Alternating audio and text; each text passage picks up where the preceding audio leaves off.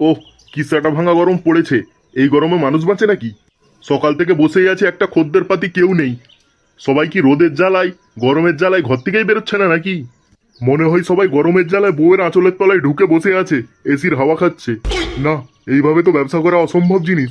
বেশ একা একা ব্যবসা করছিলাম, কোত্থেকে সালা ওই ভোসরি মার্কা লোকটা চলে এলো আর আমার ব্যবসাটা উচ্ছন্নে পাঠিয়ে দিল। এবার মনে হয় ফেরিওয়ালাদের মতো ডাব নিয়ে ফেরি করতে হবে। এই ডাব আছে, ডাব, নরম নরম কচি কচি ডাব।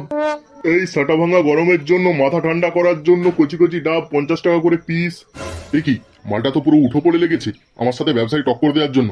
দাঁড়া শালা, দেখাচ্ছি তোকে ব্যবসা কাকে বলে। আরে দাদারা, দিদিরা, বৌদিরা, ভাইরা, পায়ে পায়ে এদিকে এগিয়ে আসুন কচি কচি ডাব খাওয়ার জন্য। কচি গাছের নরম ডাব, খেলেই টোটাল লাভ। মাত্র 30 টাকা করে পিস।